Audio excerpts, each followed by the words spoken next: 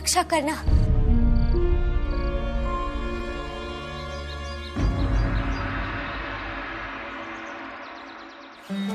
अरे ठीक से लगाना, पूरी तरह।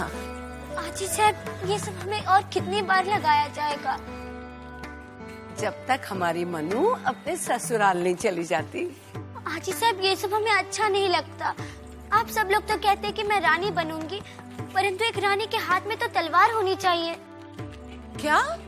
जी आजी साहब, आपने देखा था ये फिरंगी जिस प्रकार हमारे आजोबा के सामने झुकते हैं, उसी प्रकार मेरे सामने भी झुकने के लिए विवश हो गए थे।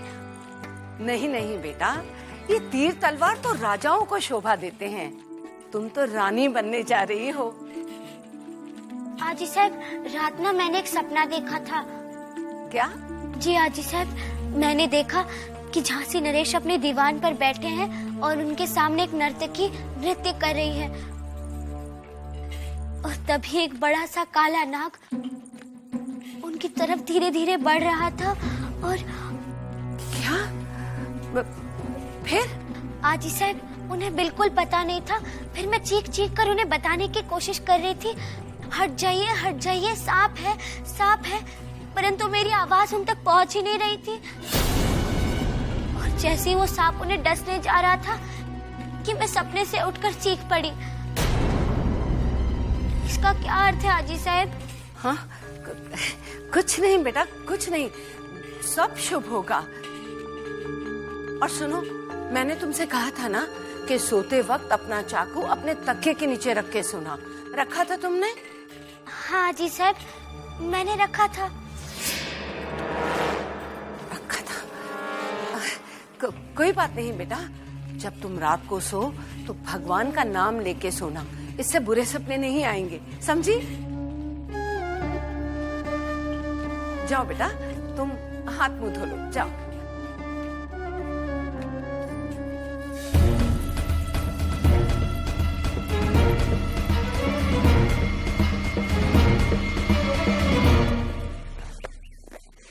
यदि माघ और पुष्य के मध्य में विवाह की तिथि निश्चित हुई तो राहु की महादशा बीत चुकी होगी। मोरूपन, साहब, आप आदेश कीजिए, किसी को भेज के बुलवा लिया होता, आपने क्यों कष्ट किया? नहीं नहीं, मैं तो ऐसे ही चली आई। आज्ञा करे बहनी साहब। मनु ने कुछ बताया? मनु ने? किस बारे में? उसके सपने के बारे में। सपना? नहीं तो। उसने एक बहुत भयानक सपना देखा है, तब से मैं चिंतित हूँ। कैसा सपना हुई? नहीं सर। उसने सपने में देखा कि झांसी नरेश गंगाधर राव को एक जहरीला सांप काटने जा रहा है। इस समय में इस प्रकार के सपने अपशुगन का आभास दिलाते हैं। हमें तो भय है कि झांसी नरेश किसी विपत्ति में न फंस जाए। आप सत्य कह रही हैं वैनी साहब, महाराजा गंगाधर राव तो पहले से ही विपत्तियों में घिरे हैं। एक ओर ये फिरंगी तो है ही, दूसरी ओर घर के लोग भी जड़े खोदने में व्यस्त हैं।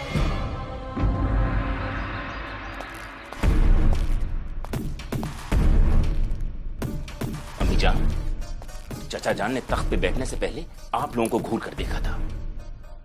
ये आपके दृष्टि का भ्रम है। जी नहीं, अली बहादुर सही कह रहा है। गंगाधर राव को हम सब पर। वहीनी साहब, कहाँ थी आप? हम सब मिलकर महाराज गंगाधर राव को उनकी विवाह की शुभकामनाएं देने। क्षमा कीजिए, महाराज आप सबसे मिलने के लिए उत्सुक है।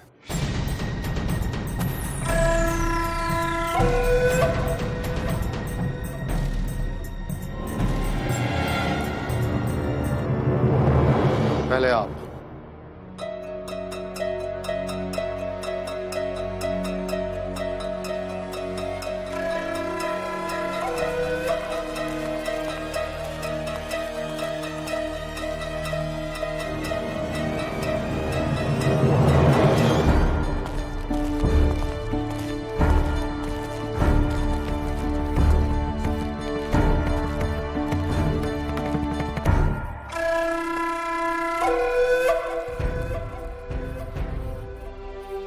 झांसी नरेश गंगाधर राव को और हमारी झांसी को उसकी महारानी मिलने पर ये भाग्यहीन सुक्कूबाई असीम शुभकामनाएं देती है। आप ये सोच रहे होंगे कि यही वो औरत है जिसने हमारे मृत्यु का समाचार सुनते ही तुरंत झांसी के सिंहासन पर अपना अधिकार जमा लिया था। आप जानते हैं गंगाधर राव कि यदि अंग्रेजों को मालूम पड़ जाता कि झांसी का सिंहासन रिक्त है तो वो फौरन हमारी झांसी हड़प लेते हैं। बस यही सोचकर हमने वो कदम उठाया था। लेकिन उसके बाद ये लांछन तो लगना ही था ना कि एक बार फिर सुक्कूबाई ने झांसी के सिंहासन पर अधिकार जमा लिया। गंगाधर, जब हमने तुम्हारे विवाह प्रस्ताव का समाचार सुना तो हमें पसंद नहीं आया। इस संबंध से हम खुश नहीं थे, इसलिए हम देवी माँ के मंदिर गए। माँ के सामने जब हमने मनुकर्णिका का नाम लिया तो ये फूल ये उनके हार से सीधा उनके चरणों पे आ गिरा। हम जिसे देवी माँ का आशीर्वाद प्राप्त हो उसके कदम से तो हमारी झांसी खिल उठेगी ना।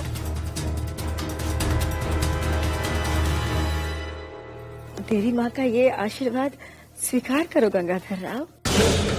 तुम मेरे सबसे छोटे देवर हो और देवर पुत्र समान होता है बेटा।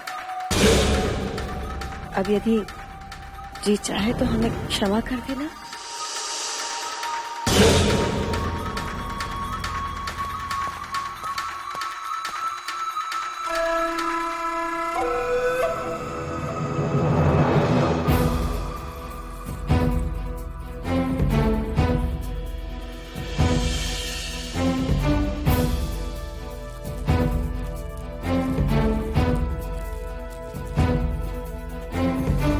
क्षमा कीजिए, हमारे महाराज का आदेश है, आप यहीं बैठे।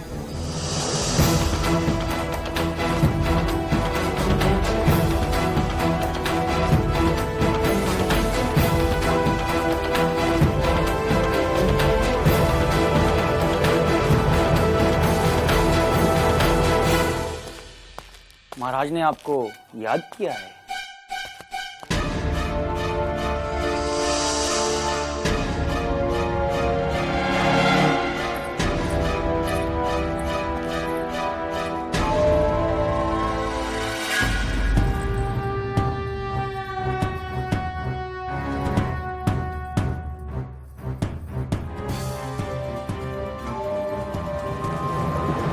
क्या करिए वैली साहब? मैंने आपके साथ आपने हमारे साथ जो कुछ भी किया सब स्वीकार है गंगाधर राव को। आप बढ़िए, हमारे स्वर्गीय बड़े भाई के धर्मपत्नी हमारे चरणों में। हमें और लज्जित न कीजिए वैली साहब, कृपया उठिए।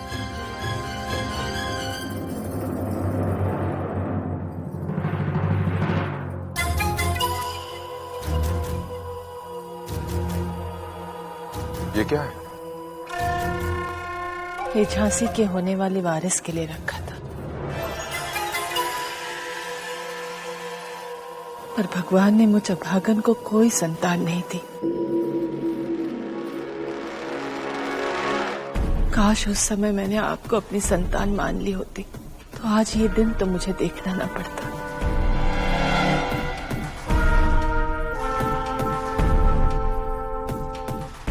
यदि आप ये तुच्छ भेंट हमारे होने वाली झांसी की महारानी के लिए स्वीकार करें तो मैं समझूंगी आपने हमें क्षमा कर दिया।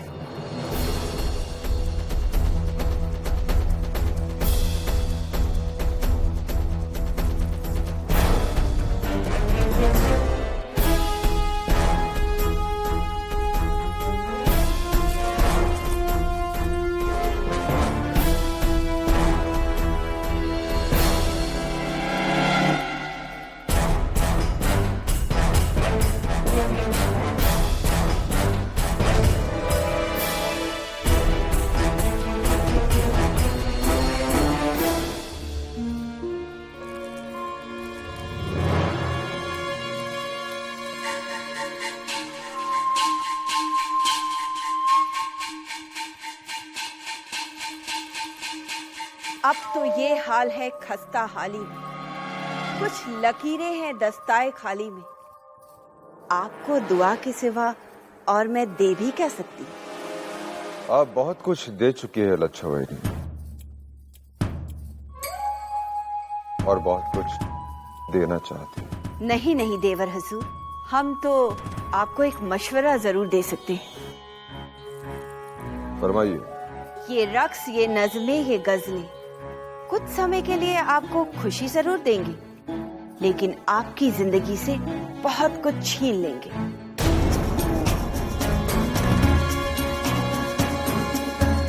एक तवाइफ को हमसे ज्यादा और कौन समझ सकता है? वो बज़ाहिर तो जान देती नजर आएंगी, लेकिन कब किसको कुर्बान कर दे ये कोई नहीं जानता। मुझे यकीन है कि आप मेरी बात समझ गए होंगे।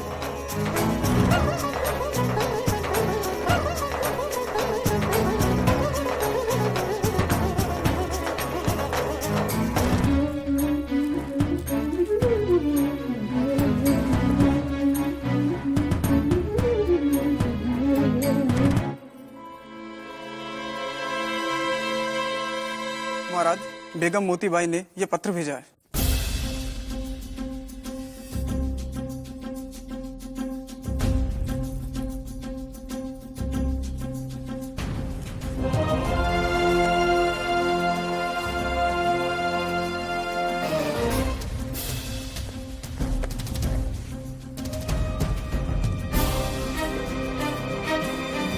मेरे मोहसिन, मेरे सरताज, आपकी जुदाई के गम में निढाल आपकी कनीज मोती अब इस लायक भी नहीं रही कि आप उसका सलाम कबूल कर लेते। इस खत का जवाब मेरी जिंदगी को मौत में या फिर मेरी मौत को जिंदगी में बदल सकता है।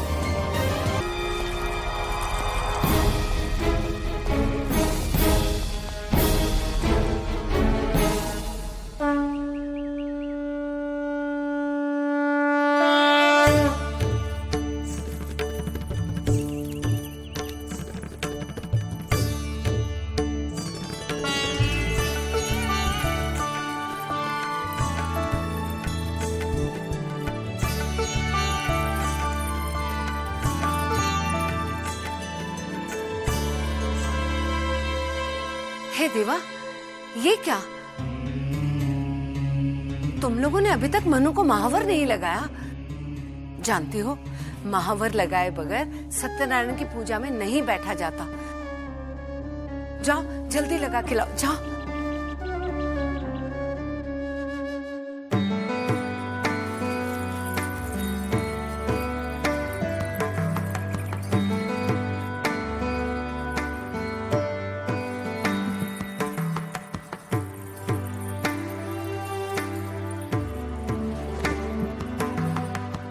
मुझे महावर लगा दो। आपका विवाह नहीं हो रहा है। क्यों नहीं होगी? मन्नू दीदी के साथ साथ मेरा भी विवाह होगा। देखा सबने, सब कुछ हमारी योजना के अनुसार हो रहा है। क्या हो रहा है हमारे योजना के अनुसार? महाराज ने एक शब्द न आपसे कहा न मुझसे। मुझे लगता है अवश्य उनके मन में हमारे विरुद्ध कुछ न कुछ चल रहा है। चलने दो, ये शादी नहीं होगी। हमारी लच्छो ने अपना तीर छोड़ दिया है।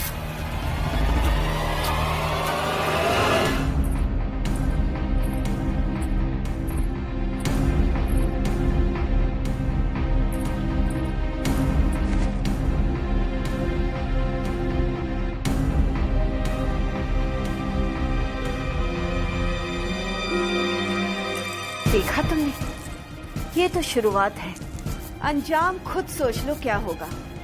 इसलिए जो मैं कहती हूँ उस पर अमल करो, वरना ये शादी हो गई तो तुम्हारी हालत हमसे भी बदतर हो जाएगी। नहीं नहीं, उन्हें कुछ होने से पहले मैं अपनी जिंदगी ले लूंगी।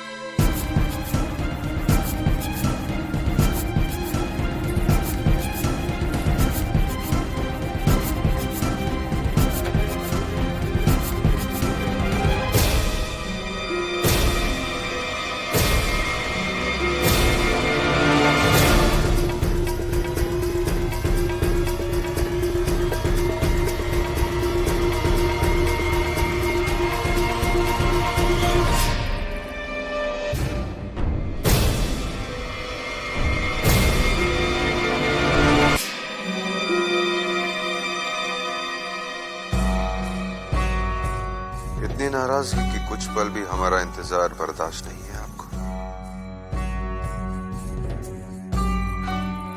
क्या है ये?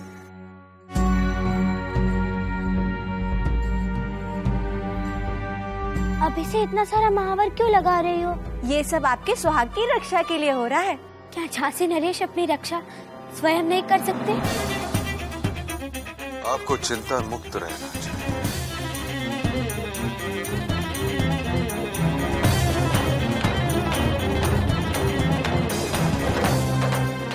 चिंता तो हमारे भाग्य में है, इसलिए इसकी आवश्यकता आपसे अधिक हमें है।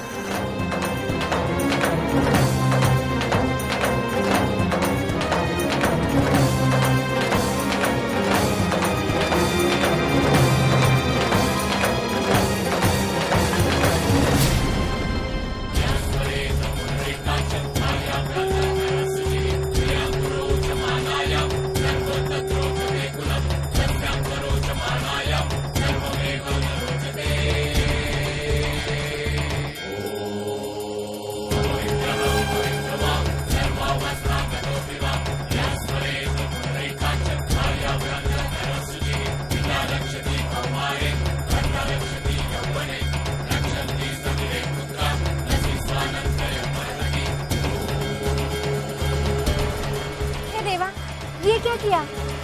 शगुन हो गया।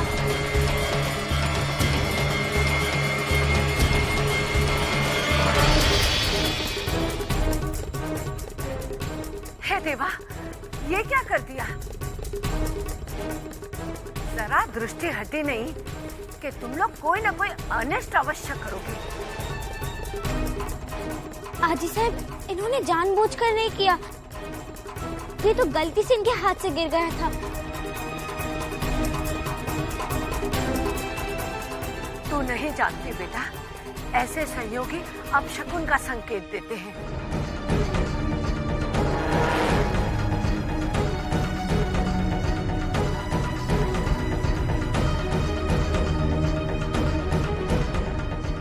हे देवा, तेरे सुहाग के नाम का पहला अक्षर धूमिल हो गया।